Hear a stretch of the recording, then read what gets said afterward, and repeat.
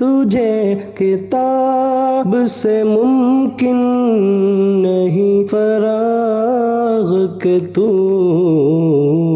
کتاب خواہ ہے مگر صاحب کتاب نہیں۔ السلام علیکم ورحمۃ اللہ وبرکاتہ۔ خیر مقدم ہے آپ کا کتاب اور صاحب کتاب میں۔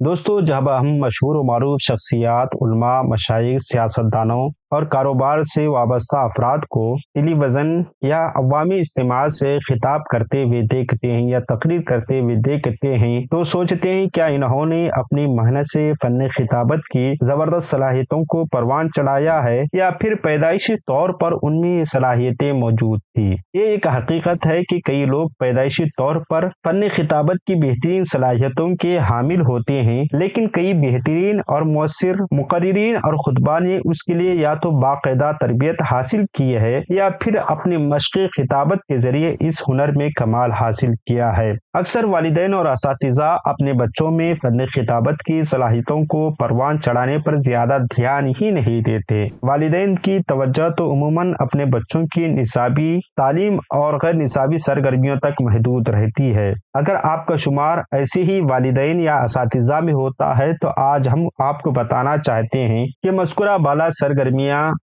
بالا سرگرمیوں کی اہمیت اپنی جگہ، مگر اس میں فن خطابت کی صلاحیتوں کو نظر انداز کرنا ایک بہت بڑی غلطی بھی ہے۔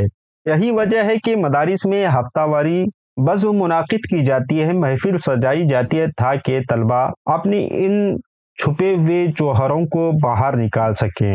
بچوں میں مؤثر کمیونیکیشن کی صلاحیتوں اور پر اعتماد شخصیت کو پروان چڑھانے کے لیے فن خطابت اہم ہے۔ لوگوں کے سامنے بات کرنے یا اسٹیج پر جانے سے قبل کئی افراد کے دل کی دھڑکنیں تیز ہو جاتی ہیں اور ہاتھ کانپنے لگتے ہیں۔ تو اس طرح کے تمام مسائل سے بچنے کے لیے حضرت علامہ مولانا محمد ابوالکلام احسان قادری صاحب نے طلباء و طالبات اور مدارس اسلامیہ کے طلباء کے لیے خصوصاً آسان تقریروں کے نام سے 4 حصوں پر کتاب ترتیب فرمائی، جس میں پہلی تقریر محفل میلاد مصطفیٰ، دوسری تقریر ذکر نور مصطفیٰ، تیسری تقریر علم غیب مصطفیٰ، چوتھی تقریر اتباع سنت مصطفیٰ، پانچویں تقریر رحمت سرکار دو عالم صلی اللہ علیہ وآلہ وسلم، چھٹی تقریر درود پاک مصطفیٰ شامل ہے۔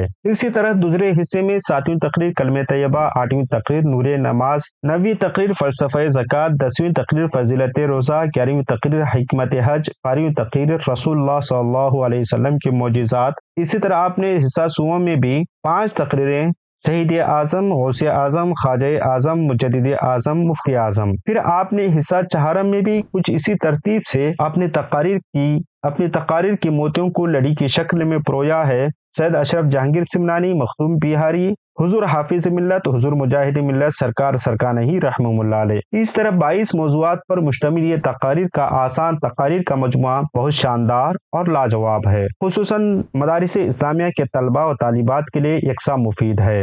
تو آپ اس کتاب کو حاصل کرنے کے لیے امازون کی لنک ہم آپ کو ڈسکرپشن میں دے رہے ہیں، وہاں سے حاصل کریں، یا وفا سافٹ کی جانب سے پیش کی جانے والی اپلیکیشن پلے اسٹور پر ہے، آپ آسان تقریریں کتاب وہاں سے ڈاؤن لوڈ کر کے بھی مطالعہ کر سکتے ہیں۔ ملتے ہیں اگلی ویڈیو میں۔ السلام علیکم۔